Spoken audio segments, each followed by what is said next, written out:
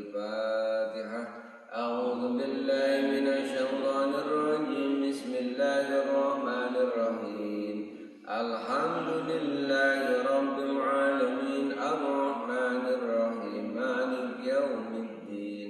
إياك نعبد وإياك نستعين. اهدنا الصراط المستقيم صراط الذين أنعمت عليهم غير المغضوب عليهم ولا الضالين. رب اغفر لي ولوالدي وللمؤمنين آمين. كلام ظالم لا يمل سماؤه تنسى عن قول وفعل ونية فيه أشتق من كل داء ونور دليل لقلب عند جهلي وحيرتي. فيا رب متعني بسر قلوبي ونور به قلبي وسمعي ومقلتي. وسائر علي حفظه ثم درسه بجاه النبي والآل ثم صحابتي. Surat Al-Baqarah ayat 254. A'udzu billahi minasy syaithanir rajim. A'udzu billahi minasy syaithanir rajim. Bismillahirrahmanirrahim. Bismillahirrahmanirrahim. Ya ayyuhalladzina amanu anfiqu mimma razaqnakum. Ya ayyuhalladzina amanu anfiqu mimma razaqnakum. Mimma razaqnakum min qabli an ya'tiya yawmun la bay'un fihi wala hullatun wala syafa'ah. Mimma razaqnakum min qabli an ya'tiya yawmun la bay'un fihi wala hullatun wala syafa'ah. Wal kafiruna humudz zalimun. Wal kafiruna humudz zalimun. Ya ayyuhalladzina amanu, wahai orang-orang yang beriman. Allah memanggil manusia seringkali dengan sebutan yang berbeda-beda. Ada kalanya ya ayyuhan nas, wahai manusia. Atau ada kalanya misalkan ya ayyuhal kafirun, wahai orang-orang kafir. Jadi Allah memanggil, menyebut manusia dengan predikatnya masing-masing. Di sini Allah memanggil kita dengan predikat orang-orang yang beriman. Ini khusus hanya orang yang beriman. Kalau ya ayyuhan nas, manusia secara umum. Jadi kali ini hanya khusus yang beriman yang disapa oleh Allah Subhanahu wa taala. Ya ayyuhalladzina amanu, wahai orang-orang yang beriman. Anfiqu, belanjakanlah, infakkanlah. Mimma razaqnakum, mimma dari hartamu, mimma dari harta. Razaqnakum yang telah kami berikan rizki kepadamu. Min qabli ayatiya, sebelum datang yaumun, suatu hari, la bai'un fihi, di mana tidak ada jual beli pada hari tersebut, wala khullatun, tidak ada pertemanan, persahabatan, wala syafa'atun, dan tidak ada pertolongan. Wal kafiruna, orang-orang kafir, mereka itulah al-zalimuna, orang-orang yang zalim. Kata humu aslinya adalah hum. Dalam ilmu tajwid, apabila ada huruf sukun akan diganti dengan harokat, diantaranya itu adalah dengan mengganti sukun dengan dhamma. Jadi hum aslinya ketika dibaca wasol di sini dibaca hum. Wahai orang-orang yang beriman, infakkanlah, belanjakanlah sebagian dari rezeki yang telah Allah berikan kepadamu. Perintah dari Allah agar kita membelanjakan harta kita itu tidak hanya untuk kepentingan diri sendiri, keluarga, tapi juga ada yang untuk orang lain. Apakah itu dalam bentuk sedekah, zakat mal, dan lain sebagainya. Min qabli ayyati yaumul la bai'un fi wala khullatun wala syafa'atun.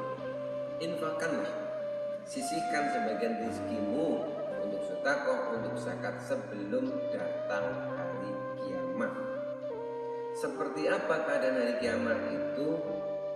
La bai'un fihi, tidak ada jual beli di sana. Maksudnya di hari kiamat itu tidak ada orang yang sekalipun dia di dunia punya harta banyak, dia bisa menebus dirinya agar selamat. Tidak bisa dia menggunakan hartanya semisal untuk menebus dirinya agar dapat keselamatan, itu tidak bisa. Wala khullatun, dan tidak ada lagi pertemanan, persahabatan yang akrab. Artinya pada hari kiamat itu semua orang sibuk dengan urusannya sendiri-sendiri. Yauma yafirrul mar'u min akhih, di ayat yang lain disebutkan mereka pada lari kocar-kacir meninggalkan saudaranya.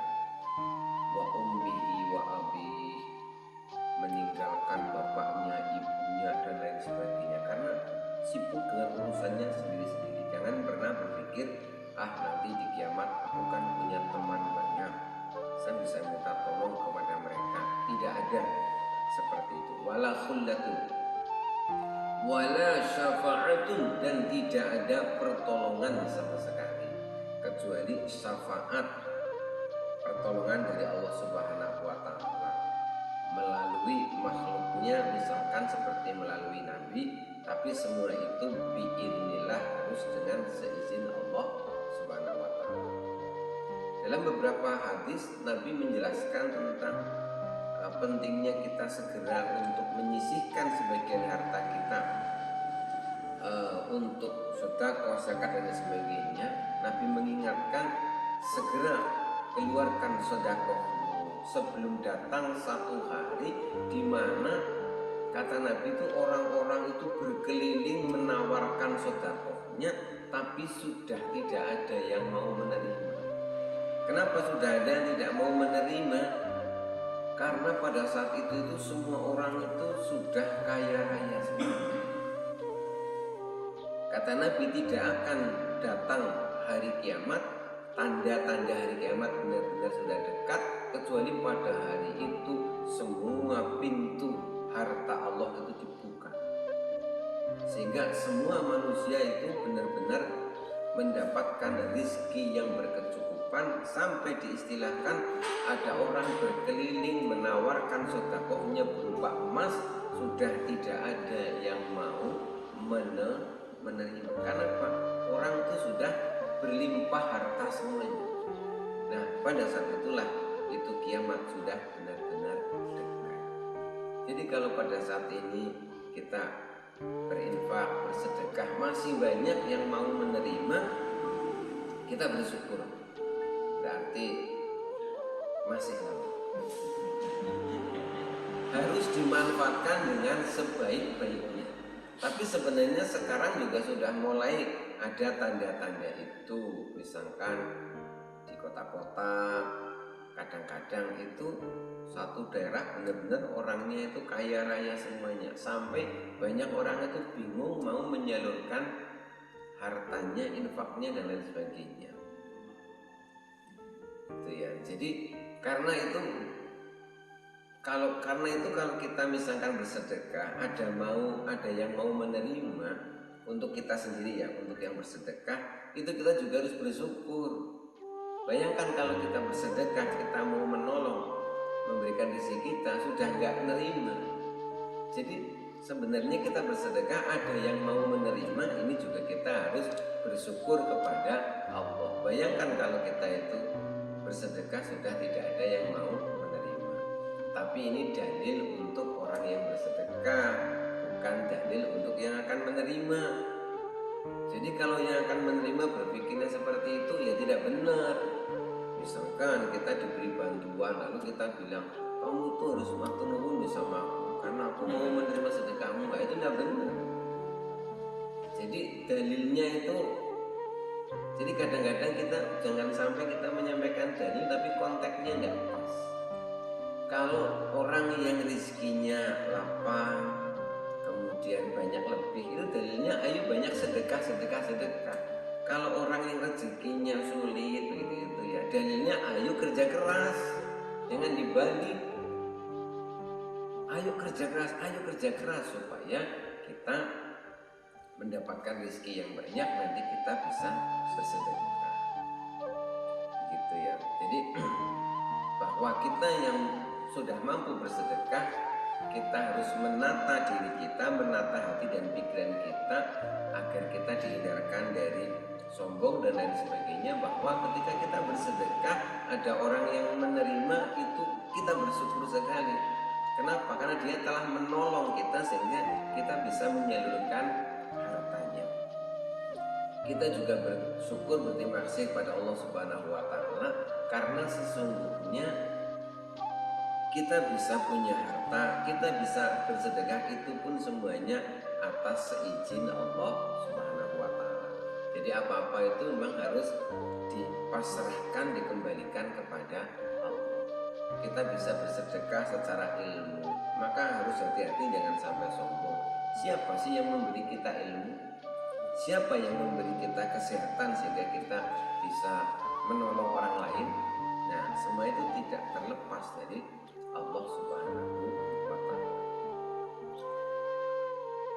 Bersedekahlah wahai orang-orang yang beriman, infakkanlah sebagian dari rezeki yang telah Allah berikan kepadamu sebelum datang hari kiamat, di mana pada hari itu tidak ada orang bisa menebus dirinya, tidak ada orang bisa minta tolong kepada temannya karena sudah tidak ada lagi pertemanan dan tidak ada lagi pertolongan atau sahabat kecuali dari Allah Subhanahu wa Ta'ala. Wal kafiruna, orang-orang kafir, humul zalimun, mereka itulah orang-orang yang zalim. Kenapa orang-orang kafir ini disebut dengan orang yang zalim? Zalim itu artinya menganiaya. Menganiaya itu tidak harus pengertiannya menganiaya diri orang lain. Menganiaya diri sendiri itu juga termasuk zalim. Misalkan kita tahu badan kita ini lapar, kita sengaja tidak mau makan, berarti mendolimi diri sendiri. Orang-orang kafir itu dikatakan zalim, kenapa? Karena mereka tuh diberi hidayah tapi mereka menolak, mereka mengingkari. Padahal sudah jelas kalau mau menerima hidayah dari Allah, mereka akan selamat. Tetapi kalau mereka mengingkari hidayah dari Allah Subhanahu wa Ta'ala, mereka akan celaka. Di mana zalimnya sudah tahu akan celaka tetapi tetap dilakoni. Itulah kenapa disebut bahwa orang kafir itu adalah orang-orang yang zalim. Kita pun juga sering zalim pada diri kita sendiri itu banyak. Misalkan kita tidak melakukan ketaatan kepada Allah Subhanahu wa taala. Harusnya kita sholat, tidak sholat. Itu juga kita sebenarnya zalim. Karena kita tahu kalau kita sengaja meninggalkan sholat, kita pasti akan disiksa. Kok kita sengaja meninggalkan, berarti kita zalim ke diri sendiri. Termasuk juga zalim lagi itu, kita sudah tahu bahwa untuk kita beribadah kita membutuhkan ilmu, tetapi kita tidak mau belajar, ya sebenarnya itu juga zalim. Jadi membiarkan diri kita itu berada dalam keadaan yang akhirnya kita jadi salah, jadi tidak benar, itu juga termasuk perbuatan zalim. Jadi tidak sebatas zalim itu hanya kepada orang lain, tapi juga kita seringkali zalim kepada diri sendiri, tidak memberikan hak diri kita yang seharusnya. Ada hak secara fisik, ada juga hak secara batin. Hak secara fisik misalkan pada saat kita capek, ya istirahatlah, jangan zalim pada fisikmu. Wajah istirahat, waktunya tidur ya tidurlah. Nah banyak sekarang kan orang itu ketika capek itu karena masih ingin bekerja, pinginnya aku tidak mau capek, akhirnya dia minum doping, suplemen atau apa, padahal badannya itu punya hak untuk ditunaikan, yaitu beristirahat. Batin kita, jiwa kita juga punya hak kepengin diberi nutrisi, yaitu spiritual, kita ibadah, baca Quran, sholat. Nah kalau batin kita itu tidak diberikan haknya, ya kita zalim. Batin kita sebenarnya merana. Jadi ketika kita jauh dari Allah Subhanahu wa taala, batin kita tuh sebenarnya yang menjerit begitu. Nah itu termasuk juga perbuatan zalim. Mudah-mudahan Allah Subhanahu wa taala dengan kita terus belajar seperti ini, kita bisa menjaga diri kita sehingga kita tidak termasuk orang-orang yang zalim. Wallahu a'lam bishawab. Mudah-mudahan ada manfaatnya. Bila taufiq wal hidayah, waridho wal inayah. Assalamualaikum warahmatullahi wabarakatuh.